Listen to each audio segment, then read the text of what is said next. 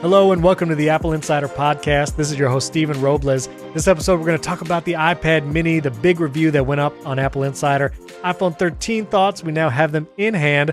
Also want to touch on some focus modes and more extensions for iOS and iPadOS. This episode is brought to you by our friends at Masterclass. You'll hear about them in a moment. And joining me to talk about all things iPad and iPhone 13, my friend Wes Hilliard. How's it going, Wes? Pretty good, Steven. I saw your iPad mini review. It was really good. Thank you, sir. It was a lot of fun doing it. And so let's jump into it. Did you also get an iPad mini? Yes, I got the 256 gig gray model. Okay. Yes, I also got the 256 gig after you convinced me on Twitter. It was not a hard convincing. I bought the 64 gigabytes initially right after the event ended because they went up for sale immediately. And then you were like, how are you going to live with 64 gigabytes? And so I immediately doubted my choice and I got the 256. So got the 256 here in the Starlight color. I do like the Starlight. So I will put a link to the review. I did a video review and a written review of the iPad mini. I don't know. Tell me your overall thoughts, Wes, because we'll talk about everything in depth, but you've had it since Friday. You got it on Friday, right? Yes, I got it on release day, so I've had it about a week now. Yeah, thanks for rubbing it in because I missed my delivery date. I don't know if our listeners saw that on Twitter, but that's what you get for leaving the house. I knew it was going to happen. For some reason, I thought it wasn't going to require a signature and they would just leave it at the doorstep, which apparently with UPS here in the States, you can go online and say that. You can say don't require a signature and they could just leave your thousands of dollars of devices on your doorstep for you. And I didn't do that, and I missed it. So I missed it. I literally drove to a UPS store, tried bribing people. I said, just tell me where the truck is. I will drive to the truck. And they wouldn't do it. So I actually had to get it on Monday. Definitely got it late. So it was the first time. This is a very silly thing. This is a very first world problem. It was the first time I did not get the new iPhone on release day in like 7 years. And so I broke my streak, Wes. Oh, that's just too bad. Next year, you'll buckle down, not leave the house, lock all the doors and windows. Well, now I used to go in person to pick stuff up on launch day. I would go to the Apple store. I would do the set a reservation time for 8 a.m. And I would do that because you're not going to miss that. And you can trade in your phone right there in the store.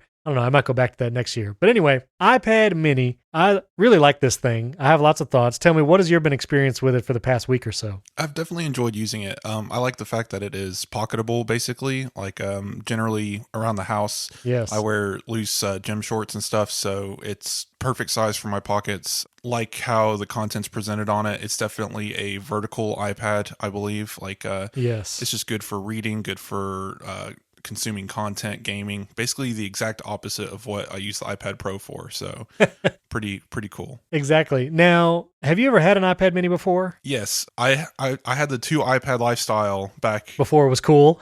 Yeah, well, about the same time it was cool, actually. I got convinced the same time as the Mac Stories guys were going around bragging about it. And I said, that sounds interesting. I want to try that out. So about the time I got this job, maybe a month before, I got an iPad mini, and it actually was a lifesaver because when you work from an iPad, you can't keep apps in the foreground unless they're on the screen. One of the things I used the iPad mini and then eventually the iPad Air and now the iPad mini again, one of the things I use it for work is keeping Slack open because that green status dot tells people that you're actually at work, and there's no way to enable that unless the app is open. So it definitely comes in handy for stuff like that. Always been used as a second screen device for me anyway. Right. Now, I'd never had an iPad mini before. This is my first one. I was an 11-inch iPad Pro user for the last 3 years since the first one, 2018. Then I now have the 12.9-inch iPad Pro. That was my first really big one. And I love it. The screen, because it has the XDR mini LED screen, is incredible. But having used that since May of this year, now having the iPad mini, the small size, the lightweight,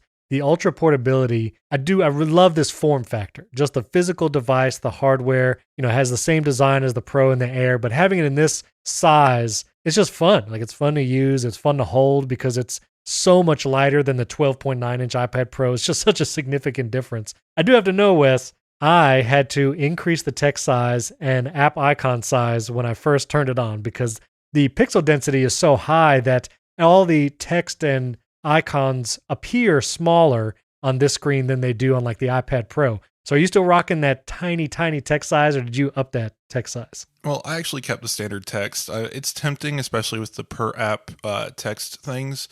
Generally, on things like Apollo and other apps like Twitter, I'll up the text size in those apps anyway. But on the home screen and stuff, I'm not too worried about it. I don't want it to create any weird issues. Apple designs for base settings, and yeah, sometimes you'll get that ellipsis in places it shouldn't be if your text is any bigger. So I just don't want to mess with that. My eyes are good enough. I'm not really worried about it. I will suggest there is the dynamic text size setting in the Settings app, Display and Brightness. You can go to text size there. But if you only want to increase text size in certain apps, like I did this just for Twitter specifically, you can go to Settings, go to Accessibility, and then if you scroll all the way down in the Accessibility menu, there's a section called Per App Settings. And if you go there, you can add a specific app like Twitter, and you can choose bold text, larger text, button, like all the different accessibility settings that are usually system-wide,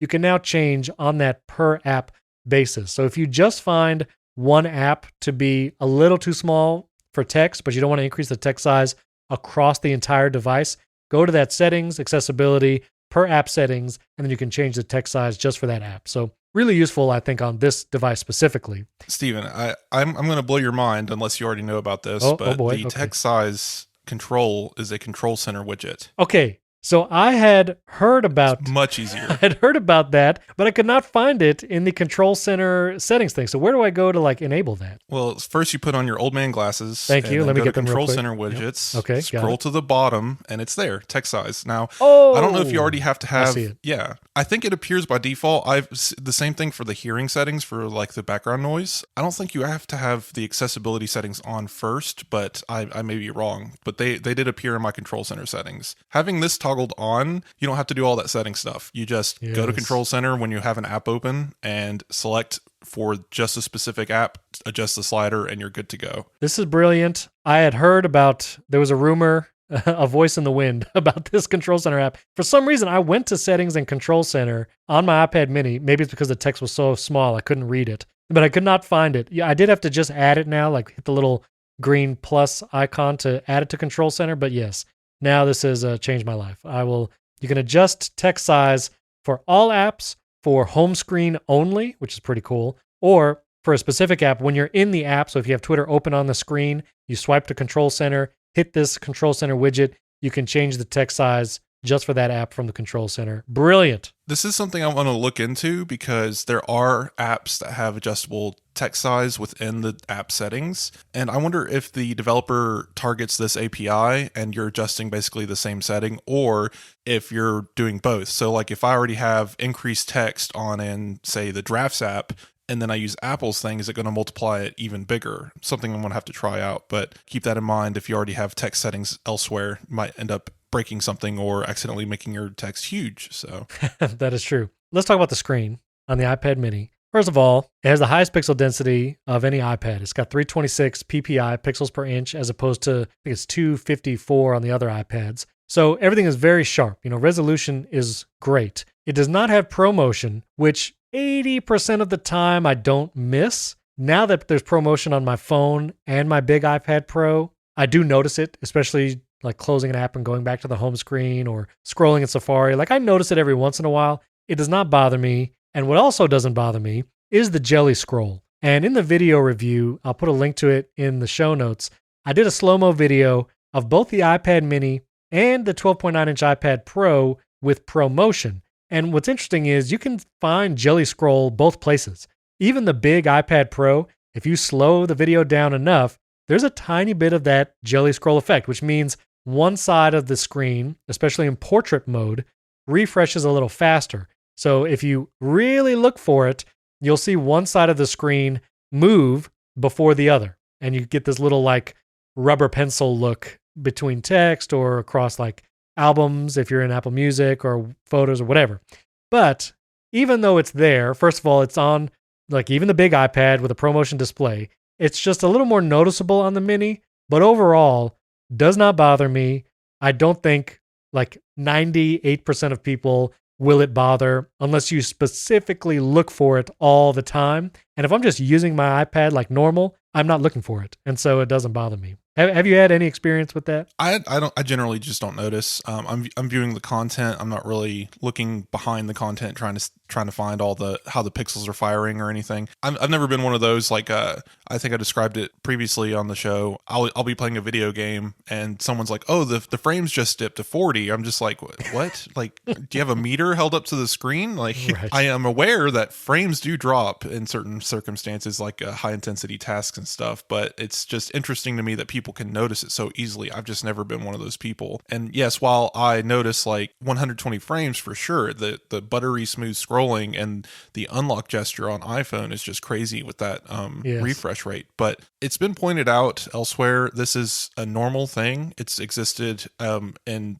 LCD tech forever, just because it's how the screen refreshes. Right. An extreme example of this, and this isn't LCD, yes, I know, just bear with me. Go look at an old CRT TV, like through a video camera, and you can see the scan lines moving top to bottom, right? Right. This is the same thing happening on an iPad, just much faster. The iPad's LCD is arranged in portrait orientation, funny enough, so it's going top to bottom when it's held in that mode. But of course, when you're holding it that way, it's much less noticeable because content is scrolling all at the same time. You're basically refreshing each horizontal line of pixels at the same time, so none of the content looks like it's out of whack. But turn it on its side, and that scan line is still moving across the wider portion of the iPad, but now the content is the perpendicular to that motion. So content on the left is going to refresh earlier than content on the right. So if you look at this through a slow motion camera, of course, you're going to see content updating on the left side ever so slightly before the right side. And that's where that jelly effect comes from. And that's just how it works. There's no escaping it. Apple, of course, just came out and said, yeah,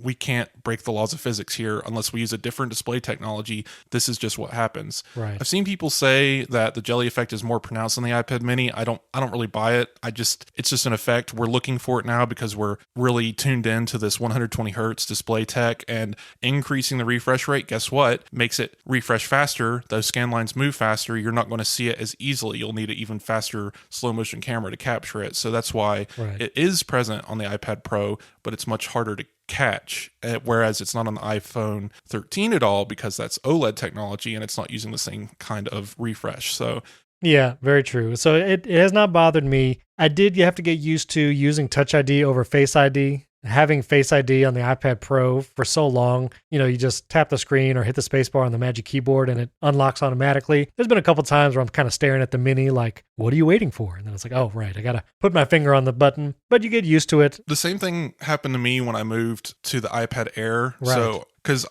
when I had the iPad mini before, it had a home button. It just made sense. Here's where my thumb goes. Let's go. And once I got the iPad Air to replace that, yes, it was just like, what's happening? It's a full screen display iPad. Obviously, I'm waiting for my face to unlock it, and that's just not the case. Right. I will say moving from the iPad Air to the iPad mini is interesting. Like, I think I just really like this form factor because while the 11-inch iPad is nice to hold, it does feel really good in the hand, and it's a good reading tablet on its own. It's still just heavy enough that when you're laying down or something and you're holding it up in the air, your wrists and your fingers start getting that tension very quickly, and you'll have to switch hands and switch, just that shuffle. On the iPhone 13, even though it's a smaller display, it's top heavy. Yeah. That camera module on that Pro Max especially weighs that thing down. So when you're holding it in your hand, the weight of that iPhone is going to feel even heavier, and it's going to put that tension on your fingers as well. And I've noticed that with the iPad mini, with it being basically a perfect rectangle with no,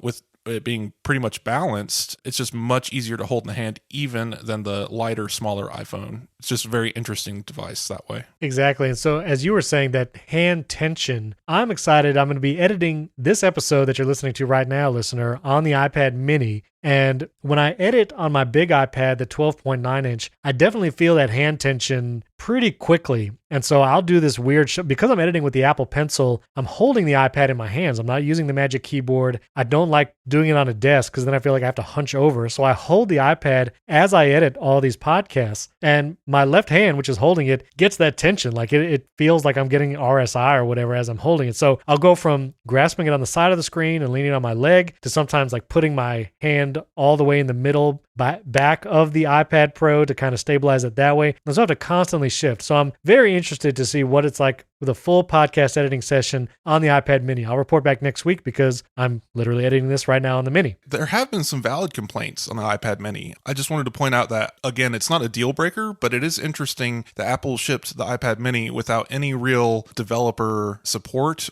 or support from its own self. If you look at the iPad home screen right now, there's a lot of blank space on the edges. Basically, it's using an old, like closer to iPhone almost aspect ratio inside of the iPad screen and putting black bars on the edges. Yes. Which is crazy. Like I saw someone basically swipe over and show that you could pretty much fit an entire other single widget in that black space on the edge. So hopefully Apple updates iPad OS so it supports the iPad mini size better and maybe spreads the content out more or gives us, better use of that pixel density. Because again, like a lot of this stuff is very small. You mentioned in your review, if you stack enough icons in the dock, they basically disappear. They turn into just pixel sized targets that you have to try and touch. They're so tiny in portrait mode. I actually found myself unable to tap the icon I wanted on the first try. If I had that dock loaded up with 16 app icons across, I would always mistap. Now, Steven, of course, Apple would tell you that the Apple Pencil can tap an exact pixel target. So instead of using your fat, fleshy fingers, Apple would like you to use their $129 stylus. Sure. And listen, hey, pencil is great for it. It's fun putting the pencil on the side and seeing it's like the full length of the iPad mini. But yeah, I would not put 16 icons in the dock for sure. I do hope Apple updates it to take more advantage of the screen real estate. I find with widgets, rotating from portrait to landscape, the widget location seems totally unpredictable. Like when I set up a home screen, like on my iPad Pro, I like having widgets on the left. So like a full column of widgets on the left. Some are smart rotating and smart stacks. Then app icons on the right. When I do that on the iPad mini, I can put widgets on the left and then 2 columns of app icons on the right. When you rotate it into landscape, it feels like those widgets fly everywhere. Like I don't know where those widgets are going to end up when I go to landscape. And for that reason, I don't like filling up the home screen. I'm going to change your life again. Okay. Did you not hear that in iPad OS 15, the arrangement of widgets and icons on the home screen is independent of each orientation? So you can actually set up a landscape orientation and then rotate your iPad and then rearrange them again, and it will remember each setting. Wait a minute. Okay. I'm testing this now. Oh my goodness. So I just tested that with just an app icon arrangement. Like I have settings app and Ferrite on the left, settings on the right in the portrait orientation of the iPad mini. And in landscape, I rearrange them where settings on the left, Ferrite's on the right, and it retains it. What in the world? I did not. Yeah, you blew my mind again. I didn't know that. Yeah, it's an interesting tidbit that's come out in the last week. It just snuck in some news, but yeah, definitely something to keep in mind now that basically the home screen remembers whatever arrangement. Now, that can be very jarring if you just go with completely different arrangements because it kind of blinks out and blinks back in, but you don't really generally notice it too much in daily use. Yeah. Okay, well, that's interesting. That's pretty awesome, actually. Okay, so my final thought on the iPad mini, again, I encourage everyone, I'll link to my written review and video review if you want to read more details. But when it comes to who should get the mini, Wes and I, we're both living that double iPad life. We both have a 12.9-inch iPad Pro, and now we both have a mini. If it's someone who is just buying their one iPad to rule them all, like you're going to own one iPad and it's going to be the one iPad you use to do any kind of tablet things, and you maybe want to use it for productivity with a Magic Keyboard and stuff like that, I feel like if you're going to buy one size of iPad, that 11-inch, whether you go with the iPad Air or iPad Pro, might be a better single iPad device as opposed to just having the mini. How do you feel about that, Wes? I agree. If you already have any kind of portable device, be it an iPad Pro or a MacBook or anything like that, iPad mini is definitely the choice for like, I need something I want to fit in my pocket. But if you're one of those rare people who just don't have any computing devices in their life besides their phone and they want a secondary device, they might feel a little let down by the iPad mini just because it is a good pocketable portable device, but you already have that in your iPhone. And if you have no other alternative to the iPad mini, you're basically not getting as many trade-offs as you might if you have a larger computer at home and then this portable computer in your pocket. Now, if you have an iMac or something, that's a different story, but I still think that this is a good secondary device. I wouldn't really recommend this for anyone to be a primary device unless you're just one of those rare computer users that, I wouldn't say rare, but like one of those computer users who rarely use a computer for anything beyond paying bills, reading books, or maybe playing the occasional game. And that's where the iPad mini fits in. Like my mother, who's 67 years old and learned how to use an iPhone and is still figuring it out to this day, even though she's had it for 5 years, just will tell me like, I figured out how to rearrange my apps. It's just like, good job, Mom. I'm glad you're, paying attention. You read our website. But That's funny. the iPad mini would be perfect for her because, her sight's going and it will let her see things a little bit bigger, but her wrists probably wouldn't want to support a 12.9 inch iPad. So there's definitely per individual considerations you have to make. It's definitely a good device. Oh, no, yeah, it's a good device. I really enjoy using it. I'm looking forward to editing on it. I will say, too, if you're in a work field that you are outside, like, I don't know, I think a marine biologist, or if you're an archaeologist, or if you drive semi-trucks or something like that, where you're in the field, you're traveling a lot, and you want a bigger screen than your iPhone to use in the field. Maybe it's because you're taking notes. Maybe you just need to snap a quick picture outside of something, and you just want a device in the field to use. I do think the iPad mini would be great for that because it's so light and so portable. You can put it in a large pocket or throw it in a bag. The Smart Folio case, I really like it. I haven't had a Smart Folio since an older iPad. I forget when it was. I've always had the Magic keyboards now since they've been out, and I forgot how nice it was just to have a very thin folio case around the iPad with a little origami thing to stand it up in a pinch if you wanted to. I think for those kinds of use cases, maybe it is the one device that's perfect for you, where you take handwritten notes, you're doing diagrams, you take a picture and then mark it up with the Apple Pencil. It might be great for those niche use cases. And I would love to hear, listeners, if you are in one of those fields of work or just you have a hobby that you like to do and the iPad mini is kind of the perfect fit for that arena, I would love to hear about it. You can tweet at Wes and myself, and we'd love to kind of hear some of those stories about iPad mini usage in the field. We need to do a segment about that. Steven, I actually have a perfect example for you from my own life experience. Okay. So when I was in the Navy, the iPad and Apple Pencil that sort of deal was new. Like the Apple Pencil just debuted, and I was still working as an electrician on a ship, and I would take my iPad with me to basically make electrical schematics. I could use the camera on the iPad to take photos, circuit boards, and keep track of where they are and label them within the drawings using the pencil, stuff like that. Like there was a wide use case for using such a device on a non-classified ship. Of course, I'm sorry if you're in the Navy and you're in the nuclear program like I was, you can't do that. But luckily I got to play around in the conventional field for a couple of years as well. Now, if I was still in the Navy, I would love this thing. The iPad mini, it would fit perfectly. The Navy working uniform has a cargo pocket on the left side, perfect size for this guy. You just slip it right in there. The Apple Pencil would fit perfectly in the pen pocket, and you can just walk around, take notes. Again, as long as you don't get arrested for being in a classified area with one, you got to be smart. But as long as you're on unclassified ships, as an electrician, this thing would be a godsend. That's cool. Definitely quite amazing. I'd say, that translates to civilian side as well. Electricians, I feel like this would just be a good boon, just because, again, the camera on it's so good that you can grab pictures of what you're working on. One of the things that we have to do a lot is when you're unwiring something, you need to keep track of what wire goes where when you put it back together. Well, you got this little pocket camera, take picture, use the pencil, annotate what the wires are. Just a lot of little use cases just in that field. So that's cool. Wanted to throw that one at you. No, that's awesome. All right, well, let's talk about the iPhone 13 Pro real quick. We actually have them in hand now. We talked about ProMotion for a moment. I do enjoy having it. Apps need to be updated to support the ProMotion display. So apps like Twitter and Instagram, you're not going to see the advantage just yet. But like Wes was saying, on the startup screen or just the unlock animation as the apps fly in, you definitely notice the smoothness of those things moving. And if you scroll in something like Mail or Safari, the built-in Apple apps, you do notice that smoothness from the ProMotion display, and it's welcome on the device. If you've been using the iPad Pros since they debuted ProMotion, I think you're still going to notice a difference.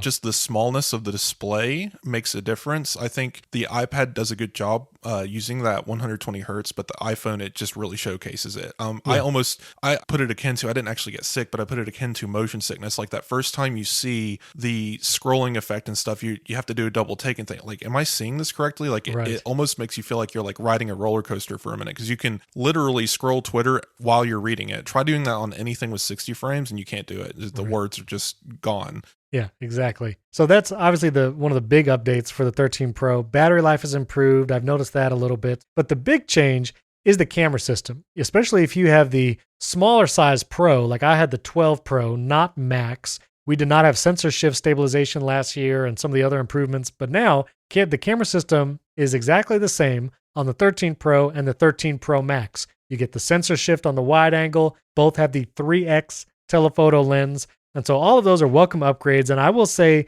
in my few times using the camera on the 13 Pro, it is really, really good. The camera bump is huge on the 13 Pro compared to the 12 Pro. But, it's one of those things where that's the caveat. If you want good cameras, it needs a lot of physical space in the phone.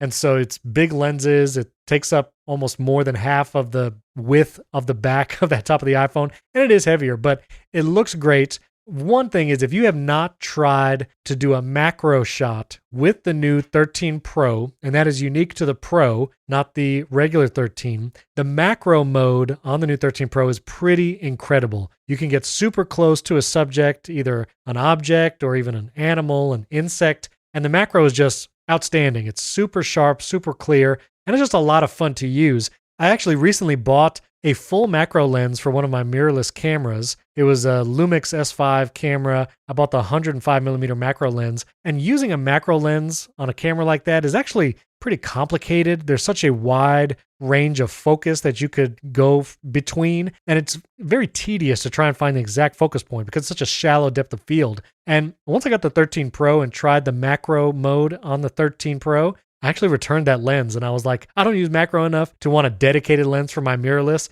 The macro mode actually on the iPhone 13 Pro is so good that it can serve as it. I didn't actually know how to get it to happen. I was confused. I thought it was just the ultra wide lens. So I was going to the ultra wide lens waiting for something to happen. I'm like, why can't I get closer to the subject? And I read about it, and it turns out you don't do anything. You stay in the 1X and get close to a subject, and then the ultra wide lens uses its autofocus engine to do the macro shot, but it's taking it at the 1X scale. So it's actually cropped in 0.5 on the ultra wide lens, but you don't actually select that lens. It's a little confusing. Gotcha. So you can do macro in video mode. The reason why I was thinking it wasn't, because I was actually doing my iPad mini review, and I was trying to get a macro shot of the top edge where the volume buttons and the Touch ID button is. And because it's such a thin edge, I guess, that the phone is trying to focus on, as I bring my iPhone close to that edge, I see it trying to switch back and forth between macro mode and regular, and it kind of keeps going back and forth because the edge that I'm focusing on is so small in the frame compared to everything else in the background.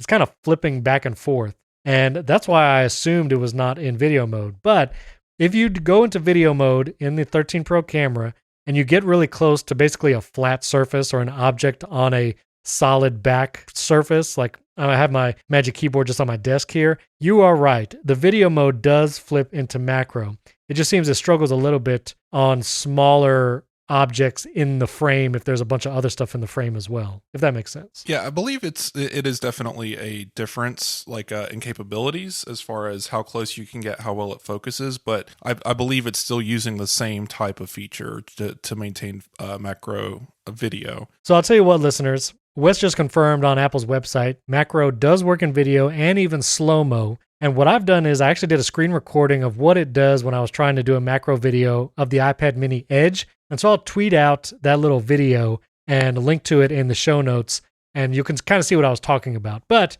to be extremely clear, macro mode is amazing, and it does work in video apparently. It does work in slow-mo as well. So very cool.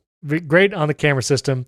I do want to plug, coming out Monday, if you're listening to this on Friday or over the weekend, I actually got to do a special interview our second one with photographer Austin Mann. He's a travel photographer. He does a review of the iPhone Pro and Pro Max cameras every year at some exotic location. This year he went to Tanzania and he actually came on the show. We did an interview. He talked about his experience with the 13 Pro, Pro Max, macro mode, cinematic mode, and video and all that. And he got the camera to do some incredible photos and videos. So that interview is coming out Monday right here in the Apple Insider podcast feed. Be sure to keep an eye out for that. And I also found out that Austin Mann has a specific photographic style that he uses. He had this in the review, but one of the other features now new to the 13 Pro, this is also on the regular 13, but is the photographic styles feature. And if you're in the camera app on your 13 or 13 Pro, if you're in the photo mode, you tap that little arrow at the top and it reveals more settings when you're taking a photo. And there's an icon that looks like some 3D squares kind of in a row.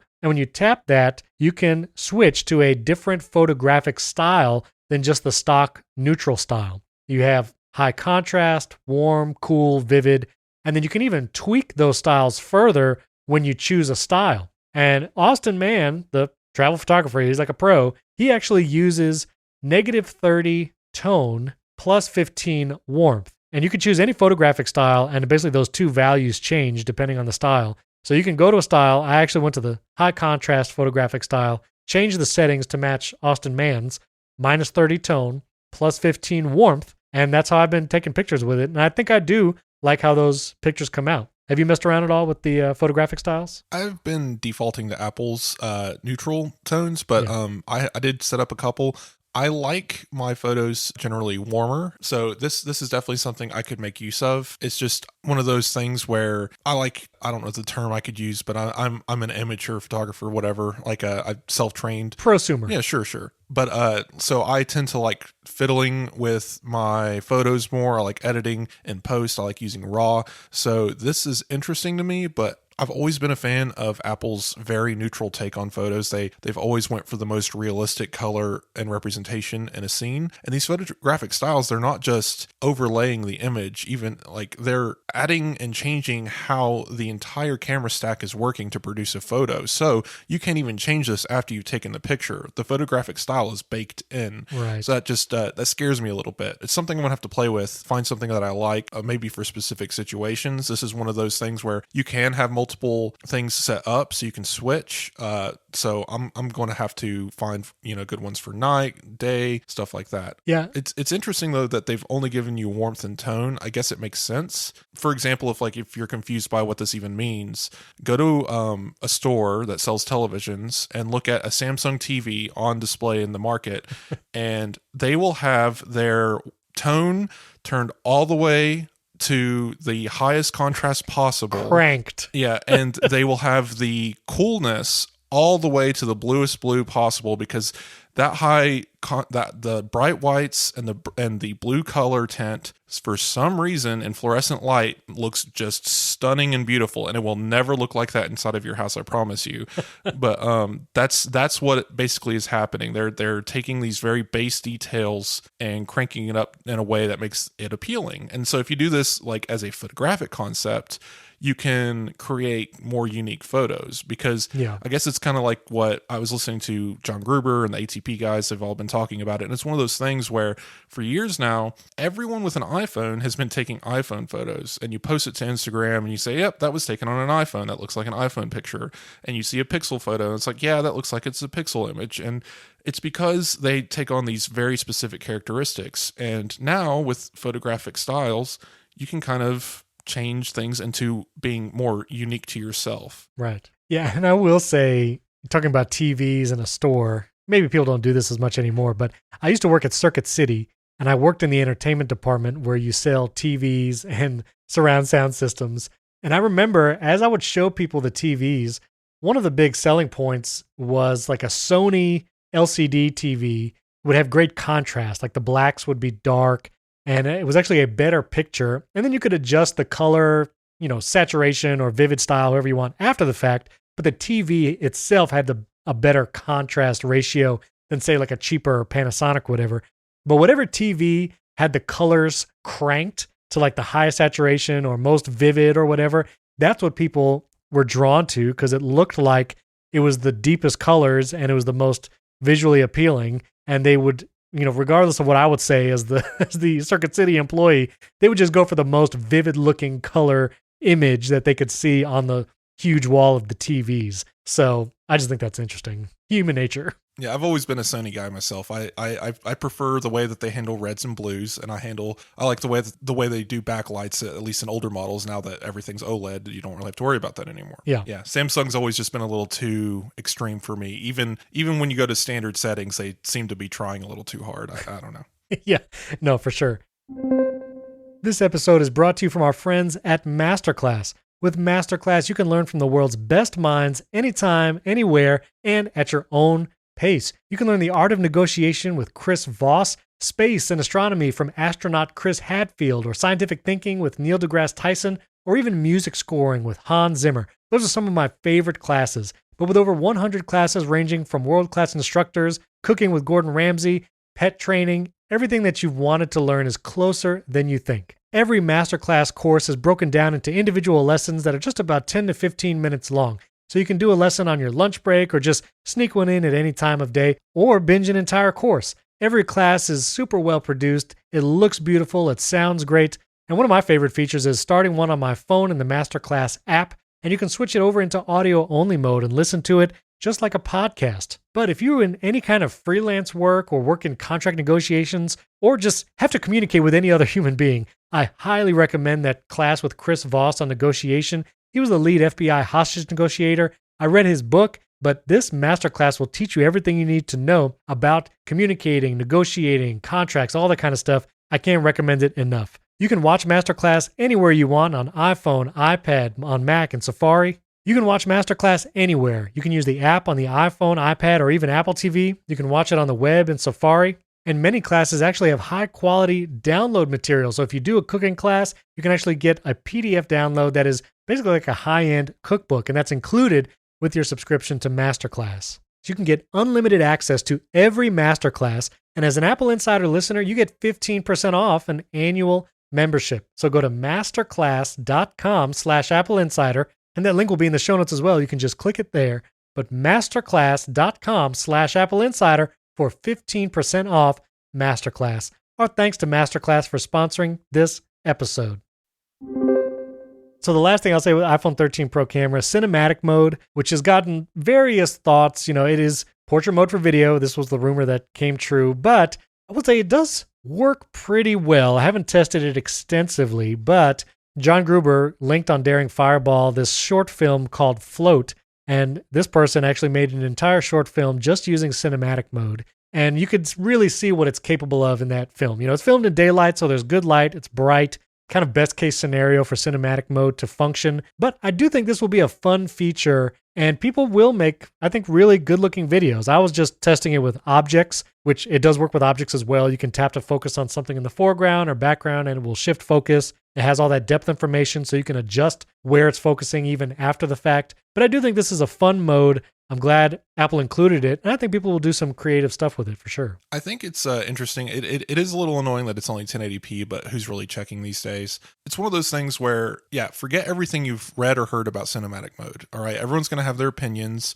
All right, you're going to see some of the guys on Twitter saying, "Oh, Apple said that this is a professional mode that we talk to professionals about, professional, and it's no. This is a prosumer feature, and it's really cool. And anyone you show it to that isn't a super nerd who cares too openly about how bokeh appears, they're going to love it. Apple has basically introduced like 5 new cameras, even though they're software cameras, but they've introduced like 5 different new methods of capturing video and photos in a way that's unique to the iPhone, and it's becoming even more of a status symbol. Like, just wait. Once people really figure this out and realize that it exists, you're going to see this everywhere. I don't expect this to be like the Clips app, which sadly just obviously seems to have failed completely. Yeah. It's one of those things where it's a selectable mode in the camera app. Someone's going to accidentally swipe to it one day and be like, "Wow, you can do this?" Like, you can do this. Yeah, exactly. I will say, when you go to the camera app now, there are a lot of modes to switch through. Just looking at it now, you have time lapse, slow-mo, cinematic, video, photo, portrait, and pano, which awesome that all these modes exist.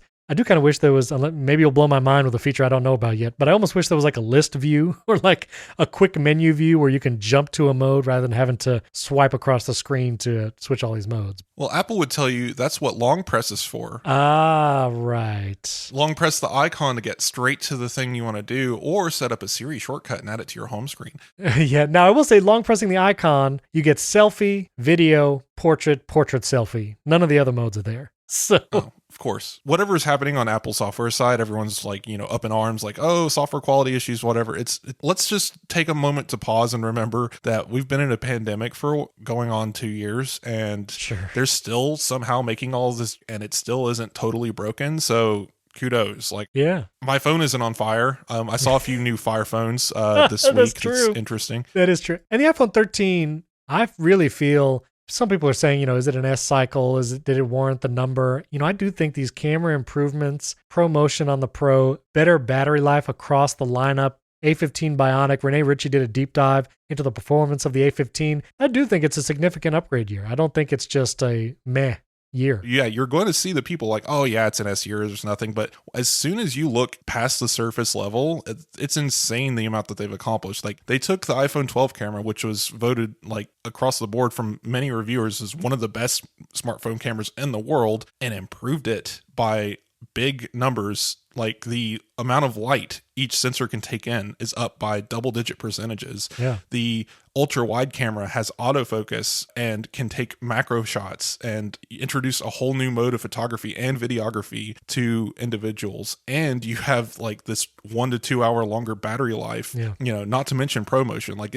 Like all of this stuff adds up. And I will say, people are not. People don't update every year. We do, because we're tech aficionados. People who listen to this podcast may update every year, but most people do not. And my wife, she had the 11. She's had it for 2 years. And so I updated her from the 11 to the 13. And even when you just go that 1 year removed, you get a lot of updates. The iPhone 11 non-Pro still had an LCD display. Now she has an OLED display with the iPhone 13, and she actually noticed some of that difference. And there's even differences that we never ever talk about. I asked my wife, she had been using the 13 for a couple of days, and I was like, hey, so what do you notice that's new? And she said some things felt faster, even simple things like texting, but actually the location of the sleep button on the side, she actually preferred where it is on the iPhone 13 as opposed to the 11. Something about where it was on the 11 was directly across from the volume. She kept taking accidental screenshots, and she says it feels better to click and it's in a better position. I tweeted about that, not to be pejorative, but there are people that notice those little things about these iPhones that a lot of times those of us in the tech space just don't even pay any minds to. But when you come from a 2-year-old phone,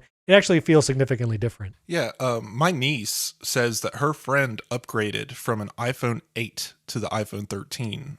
An astronomical leap in technology. Like, just imagine in, what was that, 2016, someone hands you an iPhone 13. You would just pass out. Like, it's crazy the amount of technology that's advanced in the last few years. And while we look at things year to year, sometimes even month to month, pretty blind to a lot of these technological achievements. And people are out there like, oh, the A14's only clocking, 10% faster? Who cares? And 10% is a huge gain in what is probably the most powerful smartphone chip in existence. Like, it is, yeah. Yeah, so it's just one of those things where a little bit of perspective definitely help you understand. Like, no, we're not telling you if you have an iPhone 12 to go out here and buy an iPhone 13 tomorrow, but if you have the money and you feel like, hey, I really want to try this cool new macro thing, go for it. Like, it's a good phone, it's a good upgrade, and don't wait for the 14. Whatever rumors may or may not exist, whatever renders show this pretty cool thing, who knows if it's even going to be that. Right. Don't use that as a purchasing decision. Look at what you have now. Look at what exists in the market. And if that's good enough for you, upgrade. There you go. Yeah, absolutely. And I will say, I'll do one better. Your niece has the iPhone 8. My good friend, Nate, he has an iPhone 7 still. Oh, Lord. And I have been imploring him to update for a long time. And so if you have a 12, we may not be telling you to update this year. If you have a 7, I'm looking at you, Nate, it's time to update that thing. That'd be such an astronomical leap. My mom has an iPhone XR, and we're going to get her the 13 once the market clears up a little bit, and I can just walk in a store and grab one. Yes. Once it gets a little bit more cozy there, we're going to take her and get her an iPhone 13, and that's going to be a big jump on its own. I think she'll really like it. Yeah. Real quick, just the M1X MacBook Pro, we're all eagerly awaiting the next Apple event where they announce these things. The power adapter for the current 16-inch MacBook Pro, which is over a year old now, the power adapter, which is the 96-watt USB-C brick, is out of stock, both Apple Online and in a lot of stores. So that might be a sign that it is coming very soon. And so hoping for that, throwing that out there if you're waiting for it. I just wanted to point out that 96-watt USB-C brick is the size of the iPad mini. Like, it's ancient. Apple really needs to update that thing, so I hope it goes out of stock and Apple figures out what GaN is, because gallium nitrate would be amazing for for the MacBook chargers, and it would be a quarter of the size if they did that. Absolutely. Any third-party charger that I use right now is a GaN charger. That's all I buy because it's just so small, and you can still get like 60 watts or more in a compact size, so love it. I do want to mention focus modes real quick. This was the feature with iOS 15. I had tweeted that it felt a little complicated to try and set these up. I did spend some time this past week, set up multiple focus modes. I am liking them. You know, they are very granular with what you can do. But one of the features that I actually learned from Austin Mann in our interview is you can trigger a focus mode on an app launch. And what he does is when he's filming with his iPhone 13 Pro or Pro Max, he has a focus mode that gets triggered when the camera app is opened or when the Halide app is open, which is another camera app that you can kind of have more control over the camera itself on the iPhone. This focus mode triggers when he opens either of those apps. All notifications are silenced. No calls can get through. Like literally nothing can get through when he's in those apps. And when he exits those apps, the focus mode actually shifts off. And that was one of the things where I'd been tweeting with Matthew Casanelli and some other people to figure out how to trigger a focus mode to turn off and what are the best ways to do that.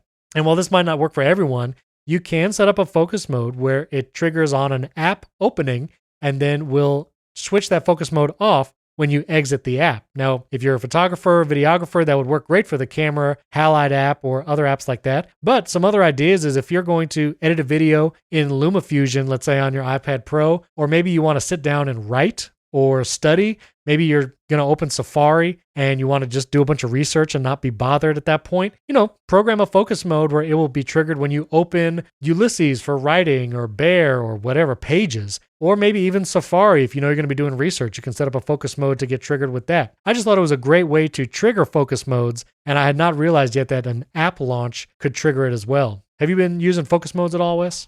Oh, yeah. And I would definitely recommend to everyone, just go crazy, dig in there, work on one every day. You don't have to do it all at once. It can get a little overwhelming. Definitely sit down and just the first thing you should do is make a focus mode for personal time and work time. Yeah. That's what I've done. And I've also got one for sleep. And basically at a certain time of day, so I get off work at 4, I shift from my work focus to my personal focus.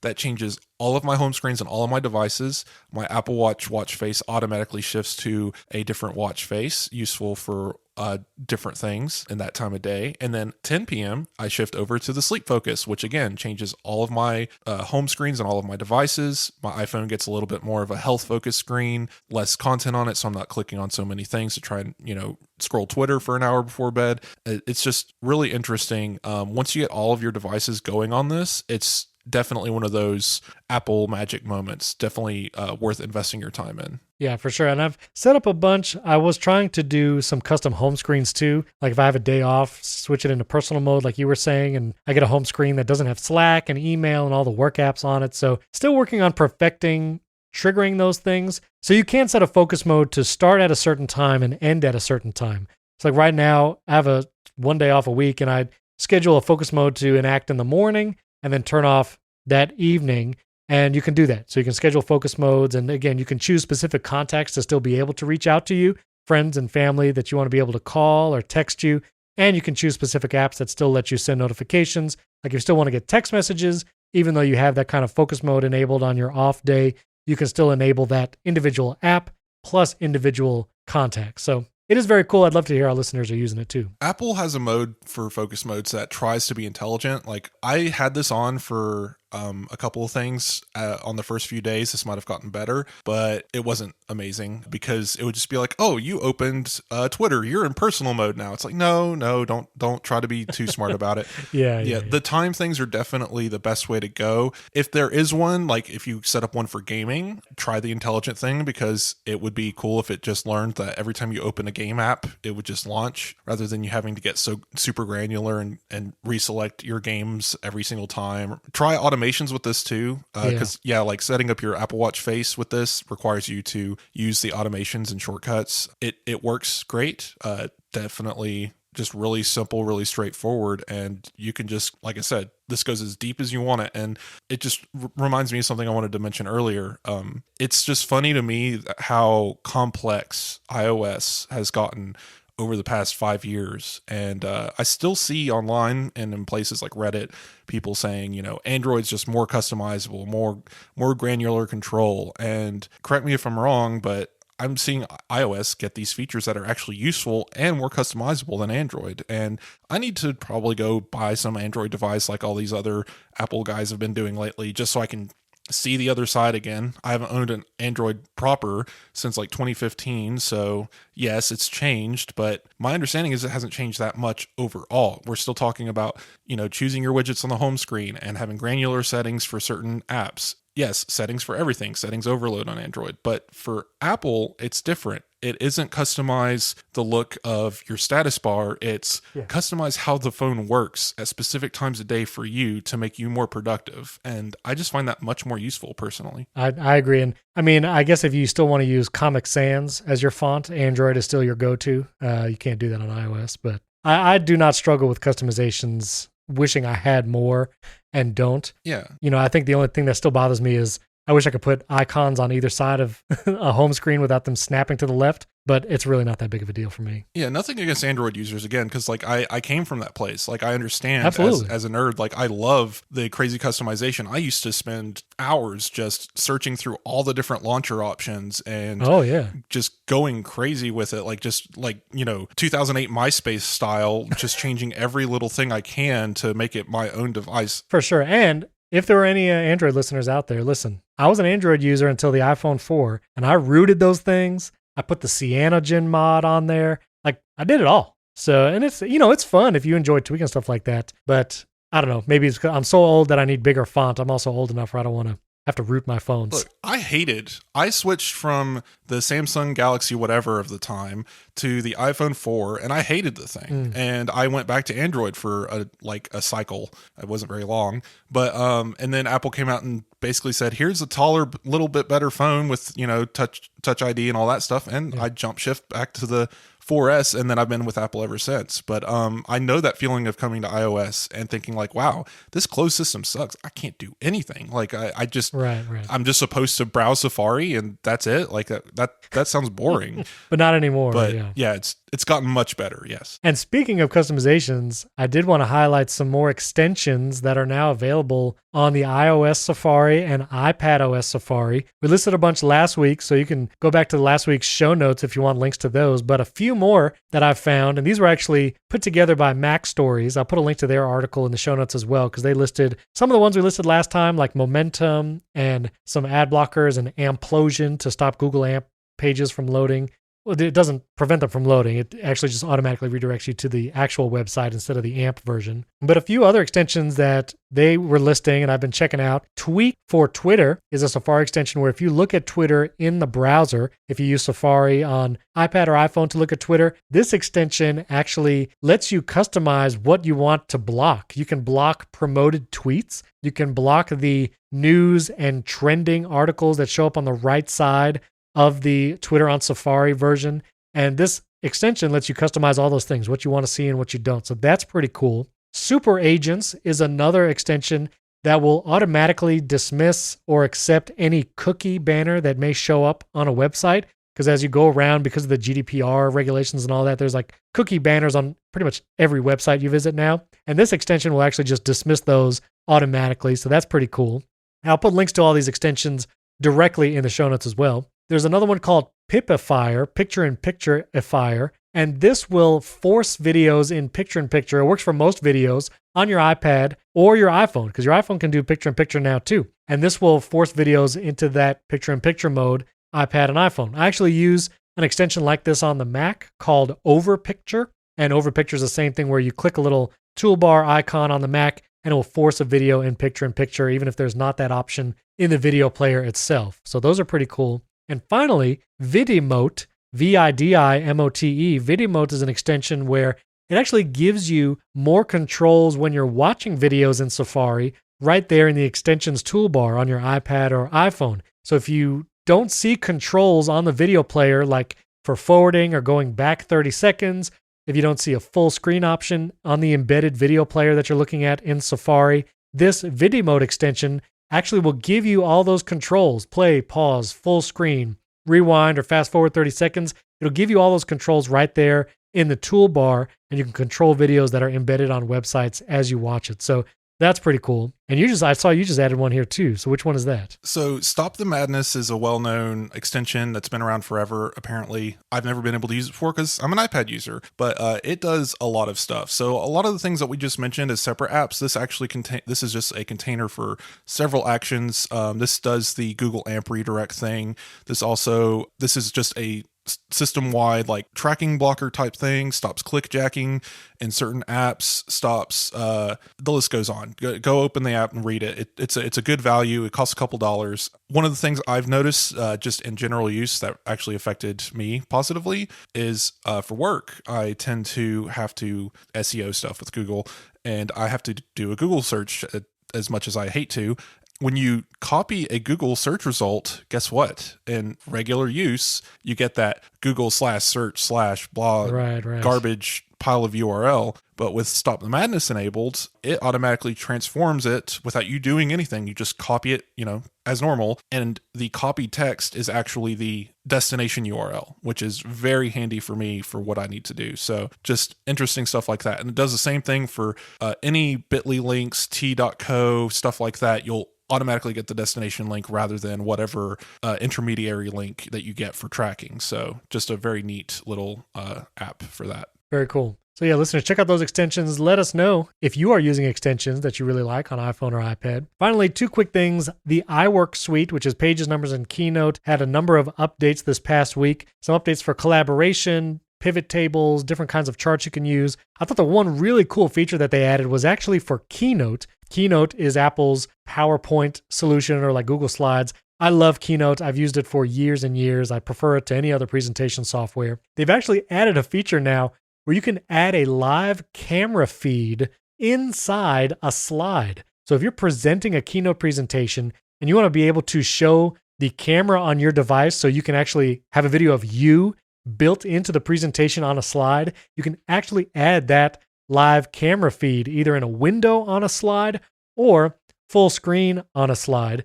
And you can even connect multiple cameras to provide different live video angles, including a live feed from a connected iPhone or iPad. So if you're doing your Keynote presentation from an iPad, you're advancing the slides, that's connected to a monitor or projector, you can actually have your iPhone set up on a tripod and use the camera from your iPhone in a live feed inside the Keynote presentation as you're presenting it. So I just thought that was super cool. Would also be useful if you're doing a presentation over Zoom or some kind of teleconference. You can actually show your camera in the middle of the presentation without having to change inputs or anything. You just have it built into Keynote. I thought that was an incredible feature. Really cool. Yeah, interesting. I would say that I'm jealous of the people who get to use this stuff, but never mind. I would prefer just not ever have to use PowerPoint slides ever again. Very cool features though. Definitely something that's going to be useful. One other follow-up, did want to mention that custom email domains seem to be working now in iCloud. I had set up a couple custom domains to try it out, and I was able to set them up properly, but I wasn't able to add a specific email address to those custom domains. Contacted Apple support. They contacted me back a couple days ago, and now I went into the iCloud settings on Safari, and I was able to add custom email addresses, and those are now available across iCloud Mail, across all my devices. And when you open the Mail app on any of those devices, you can just pick what domain you want to send it from or what custom email address to use. Works great now, and it's all working. So listeners, if you want to try it out, you can do that. I'll be contemplating maybe moving to iCloud Mail. The 5 custom domain maximum is something I'll have to kind of decide what domains I want to add to my one account, and if I have to forward some email addresses from my domain provider instead of having it integrated. But great that it works, and I was able to set it up. So if you were waiting to do it or waiting to see if it was fixed, it looks to be fixed, and you can do that now. Yeah, I am not an email power user, and all of this is just foreign language to me. Cool. I saw that you have to like go buy a domain and manage it. I said, nope, no, thank you. I'll just keep using Apple's @me.com. I don't have to look professional. You know, it's always funny when I tell people my email address @me.com and they're like, what? And it's just like, yep, just take it. Be happy with it. That's right. @me.com. Lastly, I just want to get your thoughts on one thing, Wes, as our final topic for today. I started watching Foundation, the Apple TV Plus original series based on the Asimov novels from years and years ago. 2 episodes are out. Third one comes out Friday as you listen to this episode. Watch the first 2 episodes, and I think it's a beautiful show. The cinematography is great. I enjoyed watching it. Some people were saying it was boring, but I don't know. Maybe it's because I just love that genre of TV show or movie, but I really liked it. I enjoyed it. What did you think, Wes? Definitely picked up a lot of vibes from every piece of sci-fi ever made. Just right. Dune, Star Wars. If you're a heavy reader in that genre, just it's strewn about it. I don't know if it's a result of the fact that this inspired so much, or if this is inspired by all the things since. It's a snake eating its own tail. It doesn't matter. They've inspired each other, and it's just really cool seeing all that reflected in this show.